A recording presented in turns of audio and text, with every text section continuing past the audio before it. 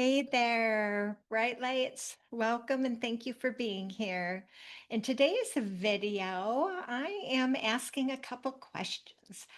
Are we feeling a little desperate for some changes? Does it seem like the world is in chaos? And does it feel like it actually is getting worse? In this video today, I'm going to break down why it feels that way and what it actually means. So, I always point out in my soul contract readings that we are spiritual beings having a physical experience. We decide to incarnate as separate beings, all in the name of growth and consciousness. However, we initially start out having to work in the 3D environment to kind of work through the physical side of our chart and learn the structures of the 3D world. And so the programming begins early on for us. And we take on the belief that we are separate from all that is. We are taught to look to external environments, mainly external authority, for answers. Our parents, our schools, the government, the media, the churches, and even the business leaders. And we have been taught to not question authority.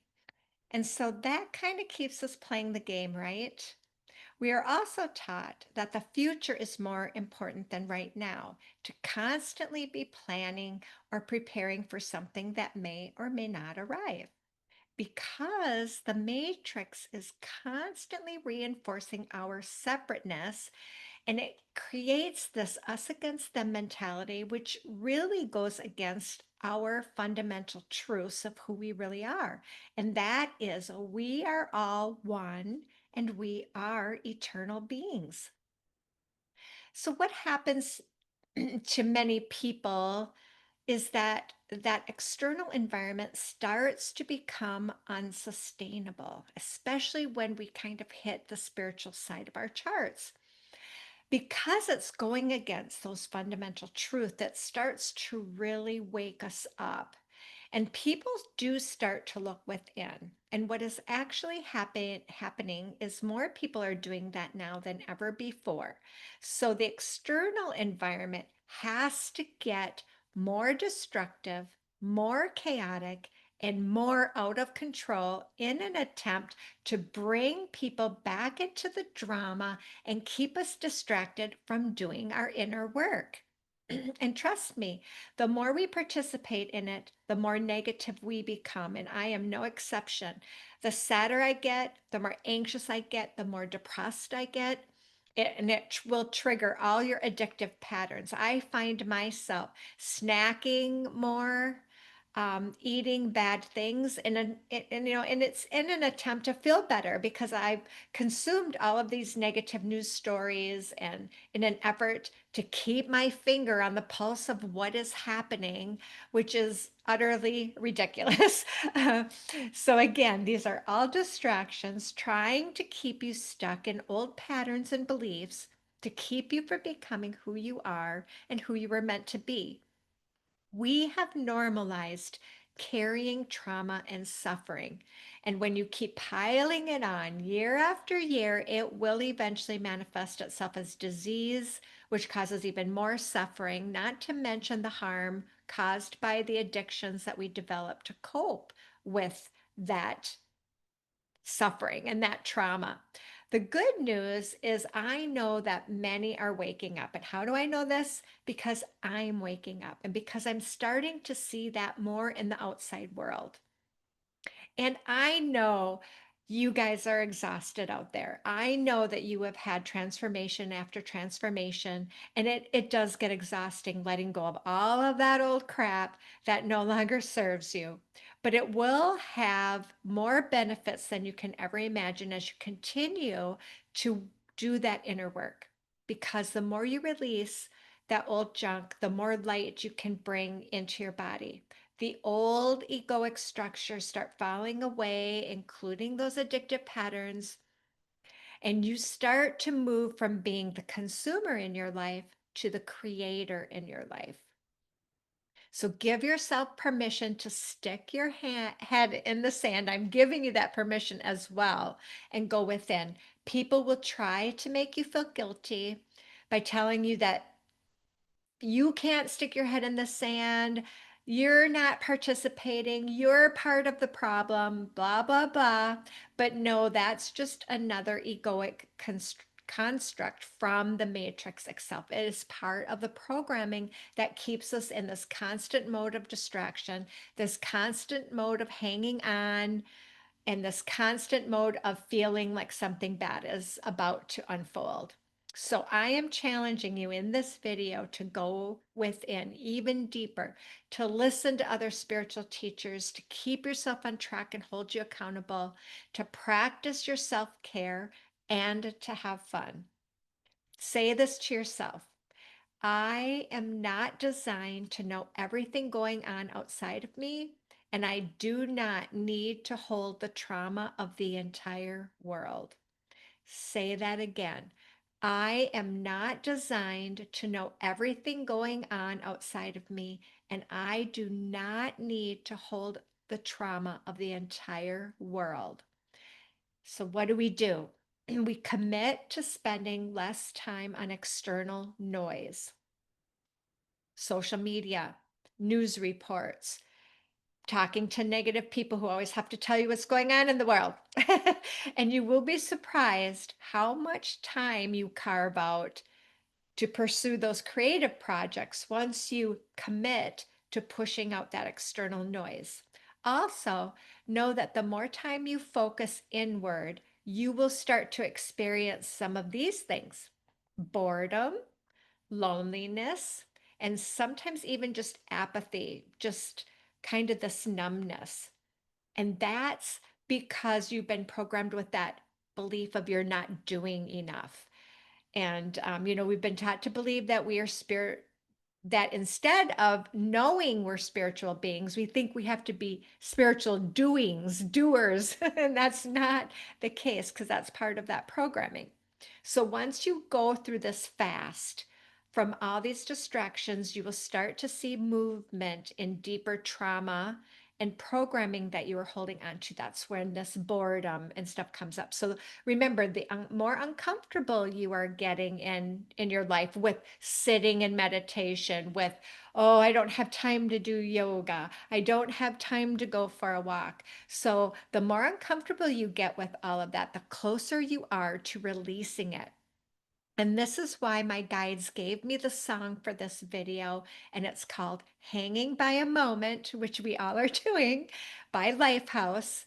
And I'd like to read the lyrics to you. And so keep in mind that when I go through the lyrics, I'm referring to, when they talk about you, think of that as your true self, your higher self, the people supporting you, like your guides and angels. So the song starts out: desperate for changing, starving for truth. I'm closer to where I started. I'm chasing after you. I'm falling even more in love with you, who you really are, letting go of all I've held on to. I'm standing here until you make me move. I'm hanging by a moment here with you. Forgetting all I'm lacking, completely incomplete. I'll take your invitation. You take all of me now. I'm living for the only thing I know. I'm running and not quite sure where to go. And I don't know what I'm diving into, just hanging by a moment here with you. So remember, there's nothing else to lose. There's nothing else to find. There's nothing in the world that can change my mind. And so then it goes back into those lyrics, the chorus, and desperate for changing, starving for truth, and that I'm falling more in love with you. So this is all, again, part of that getting back to who we truly are, falling in love with our life, falling in love with who we're meant to be, that creative being. We're not just, where we're set up to just be consumers and, buy this and do this and, for everybody else. So we're going to get back to the real truth of it. So I wanted to definitely go through this with you so that you understand we have to be committed more than ever right now because it's blowing up, and that's because we're getting really close to releasing. Lots of people are waking up and we're getting close to releasing a lot of that old trauma, and this is actually very exciting times that you guys signed up for. So know that you chose to come here during this great change that we're going to be going through over the next 4 or 5 years. I don't know how long it's going to be, but it is going to be a lot of change. And so I do want to pick a few cards from my guides, not too many, just a few to kind of keep that thought process going here and see what they want to add to what I just had to tell you. And so the first one is Commander Ashtar's coming out. And so even though this is a call to action, isn't necessarily about doing, this is about taking charge by leading by example, walking your talk. And that's about going within. That's the doing that you need to be doing, which isn't what doing is in our outside world. So we've got Commander Ashtar. Walk the talk. Do it. We got this. We're going to change our inside so we can see the change on the outside, which we are. If you look, if you're watching the signs, we are seeing that. So I'm looking at the Sacred Destiny Oracle right now. And yes, there is so much opportunity out here. And you're seeing we're getting a lot of these darker colors of blue and purple, higher consciousness. And behind Commander Ashtar is the symbol that the Merkaba, the Star of David that I use in the soul contract readings, learning about who you really are, getting to know the self, the purpose of why you were here, what you were meant to learn from all of that suffering and programming and trauma. And then we're going to get, I do want to do an angel, so guide from, see what the angels, and then we're going to do one self-mastery card.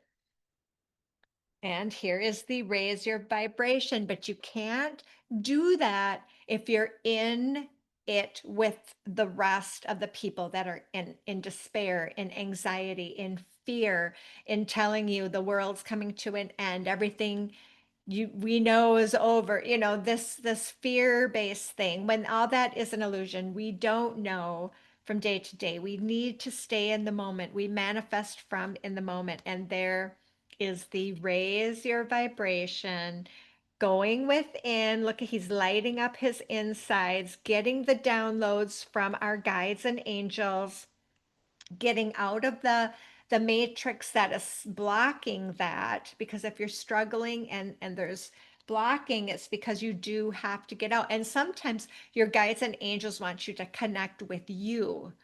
Maybe you're feeling, oh, they're not communicating, or I'm not getting anything, because it's time for you to connect with you and get some answers. Start to trust your own discernment and your own guidance system.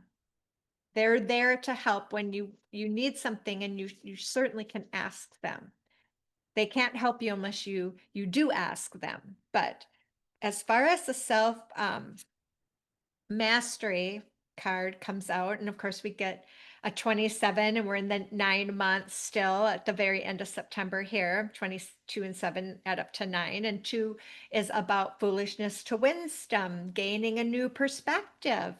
And the 7 is opening the heart, and that's what this is about. This is the Metatron Rainbow Bridge, and it's always open for us. It's always open for us to connect. Let's go ahead and read. This is like I said, the Metatron Self-Mastery Oracle by Amanda Ellis. And let's go to number 70, which again is the number 7. That's heart opening and also learning about our true self. So let's find that page quickly, and we will see what Metatron has to say. Archangel Metatron watches over this bridge and helps carry those who are dying over it when their time to complete their earthly incarnation is done. No one crosses over this bridge before their soul has agreed to go. It is a bridge of light that eases transition, comforts the soul, and signals to those waiting to greet the new, tired soul that a celebration on the other side of the veil is to happen. Healing and recuperation may also be needed, so this is organized too. No one crosses the rainbow bridge alone.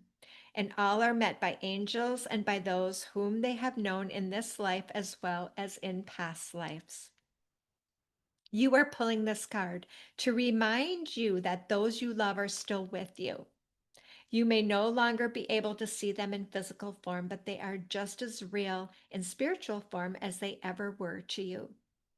Their love for you remains strong, and they are around you now, bringing comfort, support, and love, just as they would have done if they were still on earth. Where they now reside is across this rainbow bridge, but you are always joined with them. Just as the rainbow has one foot in heaven and one foot on earth, you are entwined as you always were.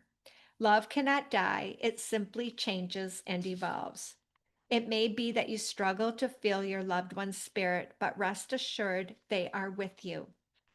Look for the signs: a simple scent in the air, a soft breeze from nowhere, a feather where you least expect it, sunlight pouring into a shaded room.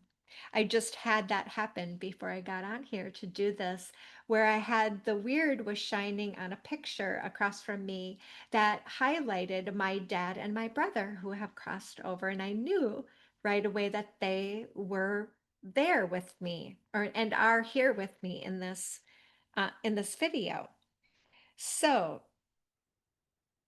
you are encouraged to grieve if you need to. Allow Metatron to hold you and help you, but also to live your life anew with firm intent and commitment to the life force in you and the days still left to spend on this side of the Rainbow Bridge.